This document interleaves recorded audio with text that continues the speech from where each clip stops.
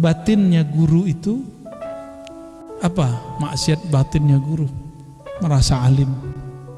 Ini yang paling ngeri, Pak. Itu hijab yang luar biasa. Berarti dia ghaflah. Dia lalai bahwa ada yang lebih alim dari dia, apakah makhluk apalagi Khalik, Allah Subhanahu wa ta'ala. Jadi merasa pinter dikit aja itu jauh-jauh. Tapi kalau antum merasa kepintaran ini dari Allah, baru boleh. Jadi kapan kita boleh merasa pintar? Jika kita lihat ini pemberian Allah. Kapan antum boleh merasa alim? Jika punya guru yang alim, merasa sebab mereka kita diberi ilmu oleh Allah SWT. Orang berguru jauh daripada ketakaburan, ya pasti tawadhu. Wa aslu kulli ta'atin wa yaqazatin wa iffatin adamur ridha minka anha. Lawan dari maksiat taat, lawan dari syahwat yaqazah, sadar, ya. Lawan dari ghaflah, nah ini kebalik dia. Lawan dari syahwat iffah, tidak menjaga kehormatan. Lawan dari ghaflah yaqazah, yaitu sadar. Taat pada diri kita, ya. Iffah, menjaga kehormatan diri pada nafs. Yaqazah, sadar pada qalbu. Itu adamur ridha minka anha, ketika engkau tidak meridhoinya, tidak memberi rukhsah untuk basyariah, sisi manusiawi. Jadi mulai kurangin. Jadi bertorikoh itu tidak hanya lagi ngurusin maksiat zahir semata, tapi sudah mulai maksiat yang batin. Itu kalau sudah mulai berjalan dalam dunia torikoh, ya. Kalau sudah mulai bertasawuf, ya, kita nggak akan bahas baca ini, faedahnya ini, itu nggak perlu lagi.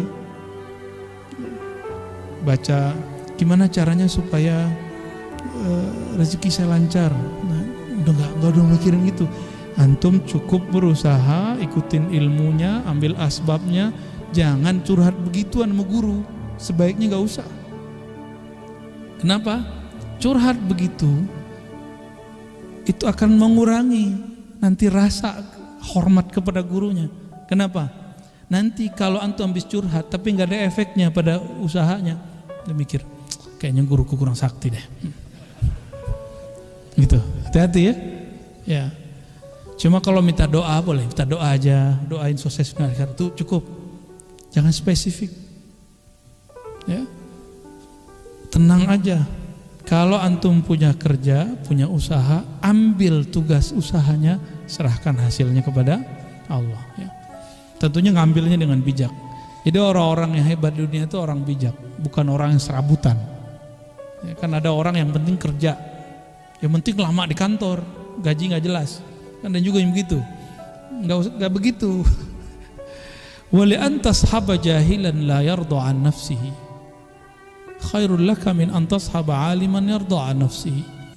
Fa ayyu ilmin li alimin yardu an nafsihi wa ayyu jahlin li jahilin la yardu an nafsihi.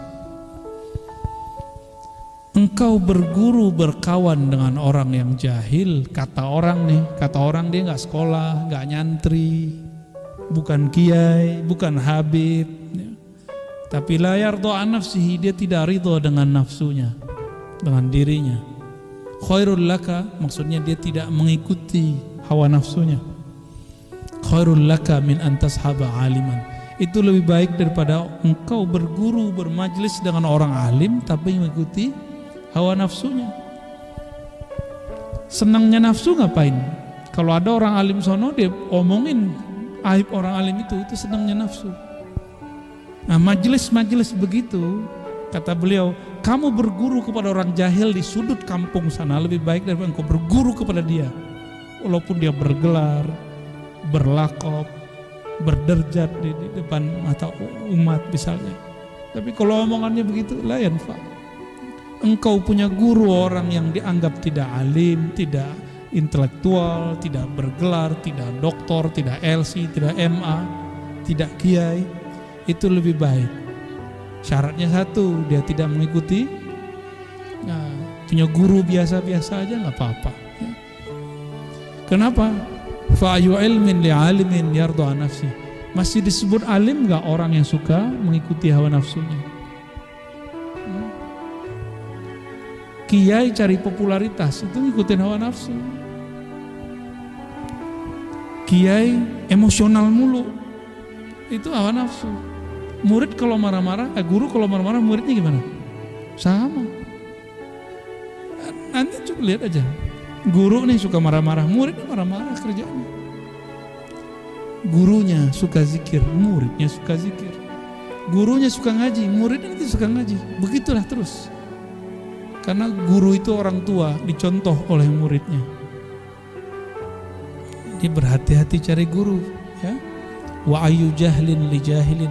Masih disebut jahil enggak orang yang tadi menurut antum tidak sekolah, tapi dia tidak mengikuti hawa nafsunya? Ya. Saya ketemu dengan seseorang dibully orang nggak balas dibully, dibully orang nggak balas dibully. Tapi ada yang katanya hafiz Quran, sekolahnya ke luar negeri, senggol dikit di YouTube balasnya berjilid-jilid. Wa ayyu jahlin li jahilin la yarda an nafsi. Disitulah mata batin akan kebuka. Mana sebenarnya yang alim, mana sebenarnya yang jahil. Ya, ini kita tes nih besok nih antum.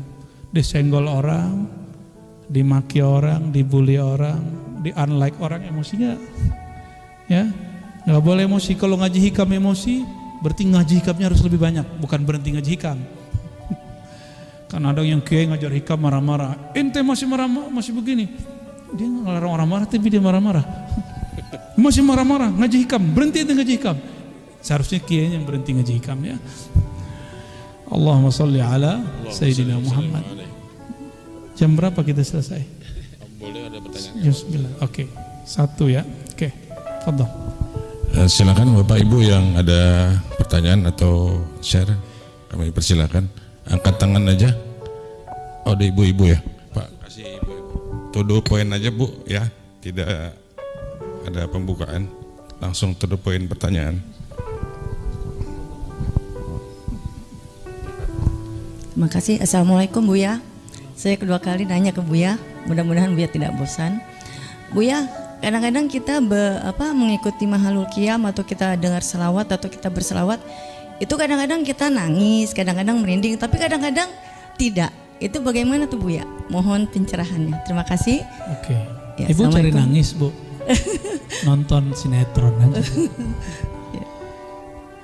Sentuhan dalam bersolawat itu tergantung hadirnya kolbu saat bersolawat. Tapi ada orang yang tersentuhnya kalau yang bernasyidnya suaranya merdu. Jadi kalau nggak merdu nggak nangis. Ya, kalau gitu dengerin Mahalini aja ya.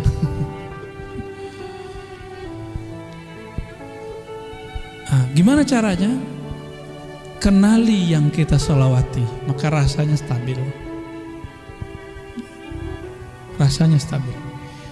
Tangisan itu bukanlah puncak dari rasa. Tangisan itu hanya hal, satu kondisi yang dia kadang datang, kadang tidak.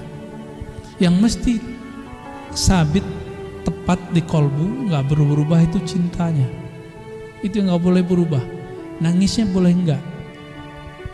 Karena nangis bukanlah tujuan dari bersolawat.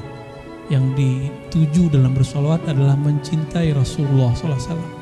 Ya, disebut namanya kita solawat, disebut namanya kita merinduinya. Itu yang kita cari. Allahumma sholli wa sallim barik alaih. Ya. Gak usah khawatir. Semua orang yang bersolawat kepadanya, hadir di majelis solawat itu Rasulullah memandang dia. Paham gak paham, yang penting husnuzon aja. Saya mau salawat ke Nabi, saya mau cinta sama Nabi. Hadir majelis maulid, dipandang oleh Rasulullah SAW, dibalas oleh Rasulullah SAW. Itu sebabnya beberapa waktu yang lalu saya suka membedah isi-isi di Barzanji, di bab maulid yang dibaca. Untuk apa? Supaya orang kalau baca tidak hanya memperhatikan irama, tapi juga memperhatikan makna. Ya, kalau saya memperhatikan makna, nah, alhamdulillah diberi Allah kemampuan berbahasa Arab. Kalau ibu misalnya nggak bisa bahasa Arab, Ya, kuatkan aja hubungan kolbunya dengan Rasulullah Sallallahu Alaihi Wasallam. Ya, kami kalau dengerin syair-syair Arab itu udah merinding-merinding aja, nggak perlu suara aja bagus. Ya. Apalagi ada satu ungkapan misalnya, rumah yang di dalamnya ada Rasulullah, la yahtaju ila suruji, tidak memerlukan kepada lampu. Itu kita baca begitu udah merinding-merinding, Pak. Ya, kan ada tuh syair begitu kan? Ya. Man ra'a wajhaka ya Sa'ad. Kan kita sering baca ya. Gimana lafaz depannya, Anjum? Depannya. Inti juga lupa ya. Man ra'a wajhaka ya Sa'ad. Yang memandang wajahmu wahai baginda, pasti dia akan bahagia.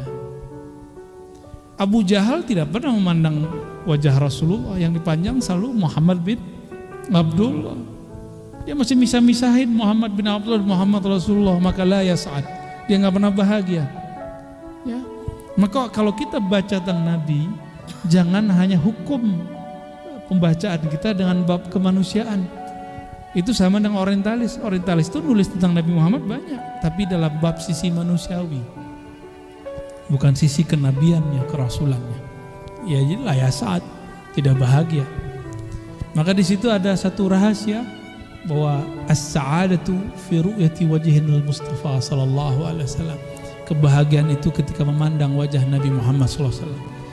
Kita nggak mandang wajah Nabi, maka pandanglah wajah orang yang mandang wajah Nabi, atau orang yang berguru yang sanad ilmunya sampai kepada Nabi Muhammad sallallahu alaihi wasallam. Barangkali itu ya. Satu aja lagi ya. Oke. Ya, assalamualaikum warahmatullahi wabarakatuh. Izin gue ya bertanya. Fadhal. Bismillahirrahmanirrahim. Ya, ini mungkin kegelisahan umum aja kali ya. Untuk orang awam nih bagaimana mulai untuk bertarekat? Tentu orang awam pun ingin dekat juga sama Allah. Kadang suka sulit mencari guru atau bagaimana caranya, itu yang kadang sulit untuk terutama orang-orang awam lah istilahnya bahasa gitu. Datang ke sini sulit nggak? Alhamdulillah mudah ya. Istilahnya kalau mungkin bisa berguru langsung lebih. Sekian, terima kasih. Wassalamualaikum warahmatullahi wabarakatuh. Guru mursyid itu banyak, cuma mungkin ada yang mencari popularitas, guru yang populer. Jangan cari guru mursyid itu yang bersanad, bukan yang masyhur. Ini kaidah ya. Cari guru mursyid bukan yang masyhur, tapi yang bersanad kepada Rasulullah SAW. Belum tentu yang masyhur itu bersanad, belum tentu dia dapat ijazah kolbunya nyambung kepada Rasulullah SAW, belum tentu. Syukur-syukur dia masyhur, lalu kolbunya bersambung kepada Allah SWT. Murid itu kadang-kadang, mohon maaf, ada yang egois, hanya mementingkan dirinya. Jadi kalau mau datang ke guru hanya ingin didengarkan keluh kesahnya. Jadi guru itu kayak sampah aja, tempat curhat. Mohon maaf, saya kasihan ngeliat beberapa guru itu pas muridnya datang itu ceritain, besok bulan depan itu lagi yang diceritain. Kasihan gurunya. Ya, kalau datang ke guru cukup minta doa, minta dibimbing zikir. Ya, apalagi guru kita banyak tamu, banyak murid, gak mungkin hanya kita. Itulah adab saya kalau saya masuk ke Masjidil Haram dan ke Raudhah. Di Raudhah saya nggak lama-lama kalau masuk. Sholat 2 rakaat saya berangkat langsung. Oh, antum ada teknik bisa duduk lama, silakan. Tapi saya tidak tega dengan orang yang antri di luar sana. Cukup kita store muka kepada Rasulullah, kita nanti bisa cari tempat lain di belakang maqbarah Nabi sallallahu alaihi wasallam. Jangan beribadah dengan hawa nafsu. Ya. Sholat di situ dapat pahala berapa? 1000. Sebenarnya tempatnya atau hadir kolbunya sebenarnya. Kenapa Nabi bilang sholatun fi masjidi? Kalimatnya masjidi, ada ya-nya. Sholat di masjidku, ada aku di situ. Itu lebih baik atau sama dengan sholat 1000 rakaat di tempat yang lain. Maknanya apa? Hadirkanlah Rasulullah di dalam sholatmu, itu sholatnya langsung diangkat sama Allah. Walaupun tempatnya di masjid ini Majapos. Cuma nggak nyampe 1000 karena antum kolbunya nggak pas. Tapi lumayan. Itu yang disebut shollu kama ra'aitumuni usolli, salat seakan-akan engkau melihat aku. Kenapa sholat di Masjidil Haram lebih tinggi? Karena antum merasa kayak dekat sekali kepada Allah. Coba, Allah itu kan yang di Mekah sama di sini sama. Hadirkan kesamaan itu. Nah, guru mursyid itu bukan popularitas dia yang kita cari, tapi yang kita cari siapa guru dia. Maka mencari tahu seorang guru, siapa gurunya itu penting. Ya. Ada guru yang berguru kepada guru zahir. Mesti ada guru zahir dulu. Terus misalnya ada guru yang mengatakan saya berguru ke Nabi Khidir, silakan, boleh. Gak apa-apa juga. Ada juga yang mau langsung ke Nabi Muhammad, silakan. Tinggal dibuktikan ya, ma'rifatnya sampai apa enggak ya. Nah, jadi gimana caranya bertarekat dengan mudah? Istikharah, pilih mursyid. Katakan kepada Allah, ya Allah bimbing aku menemukan mursyid. Wajib, bermursyid itu wajib. Walaupun antum berguru kepada 1000 ruh, wajib punya guru fisik. Wajib hukumnya. Maka Syekh Muhammad Amin Al-Kurdi dalam Tadwirul Qulub mengatakan bahwa berguru itu wajibun ala kulli murid, wajib kepada setiap murid. Setiap murid nggak berguru ya fasyaikhuhu syaitan, dah pasti gurunya pasti syaitan. Mungkin arwah tadi bukan arwah guru, tapi arwah setan ya. Antum tahu setan dari apa? Dari api. Oke? Maka berguru ke orang yang dari api, karakter api pindah ke kita. Maka perhatikan orang-orang yang ngaku gak berguru itu sensitif, gampang marah-marah, gampang suuzon sama orang. Ya. Termasuk berteman sama jin. Jin itu tercipta dari api. Berteman sama jin, karakter api masuk ke dalam diri kita. Gak usah teman sama jin, teman sama preman aja, omongan preman masuk kok. Ya enggak? Bener gak? Temanan sama anak alay, kamu nanya gitu ya. Itu diulang-ulang terus di mana-mana, ya kan? Padahal gitu doang. Berteman sama orang, karakter dipindah sama kita. Antum temenan sama Habib, ya nggak dapat ilmunya, dapat NNT-nya kan lumayan. Berteman sama Ustadz, minimal dapat solehnya. Ya, Allahumma sholli ala sayyidina. Jadi wajib istikharah. Lalu tanya kepada orang alim yang mengerti bab ini, jangan yang nggak mengerti. Saya berguru kemana? Ya. Dan Imam Nota'ilah memastikan tidak adalah orang Allah izinkan namanya muncul sebagai seorang wali di kalangan masyarakat kecuali dia memang diizinkan Allah dia sebagai wali. Jadi nanti carilah orang-orang ini. Banyak di Jakarta, banyak di Jawa Barat, banyak di Banten, banyak. Ya. Masih ada di Pandeglang, masih ada Abu Yamuh tadi. Ya, beliau lah. Ya, masih hidup beliau. Masih ada Habib Lutfi. Masih ada Mbah Ahmad Halwani di Magelang. Masih banyak. Nggak pernah ada bumi hilang, nggak ada mursyidnya, nggak ada walinya, nggak mungkin. Pasti ada. Karena kalau nggak ada kiamat, nggak mungkin. Jadi saya sedih ada wali meninggal, tapi di saat itu saya juga bahagia. Berarti ada pelanjutnya. Ya, siapa tahu yang hadir malam ini ada yang jadi pelanjutnya. GR ya. Alhamdulillah udah jam 9. Cukup ya. Alhamdulillah Allah masih takdirkan, izinkan kita untuk mengkaji hikmah-hikmahnya. Kesempurnaan milik Allah bukan milik saya. Maka kami kembalikan semua kesempurnaan kebenaran kepadanya. Kita bacakan surah Al-Fatihah untuk baginda Nabi Muhammad SAW dan untuk diri ruh kita masing-masing. Al-Fatihah. Ya kemudian Allahumma ya Allah ya Alim ya Azim ya Rahman ya Rahim ya Halim ya Halim ya Halim. Amin. Ya Allah yang Maha Penyantun. Amin. Ampuni semua dosa-dosa kami. Amin. Dosa yang kami sengaja, yang tidak kami sengaja. Amin. Dosa yang kami lihat ketika kami sendiri, Amin. Dosa yang kami lakukan ketika kami sedang sepi. Amin. Dosa yang kami lakukan ketika tidak ada makhlukmu memandang, tapi kami seakan-akan lalai bahwa Engkau selalu memandang kami. Amin. Ampunkan kelalaian kolbu kami ya Allah. Amin. Allahumma ya Allah, ighfir lana ghafalatina. Ya Allah, ampunkanlah kelalaian kolbu kami. Allahumma ya Ghaffar ya Ghafur ya Sattar ustur auratina bisitrikal jamil. Amin. Ya Allah, kami dari ujung rambut, ujung ubun-ubun sampai ujung kaki semuanya ada maksiat, semuanya ada syahwat, semuanya ada ghaflah, kelalaian. Namun ya Allah, hanya keindahan sifat-Mu yang dapat menutupi semua aib kami. Amin. Allahumma ya Allah, innaka alimun bidzati sudur. Engkau maha tahu semua yang tersimpan dalam kolbu kami. Amin.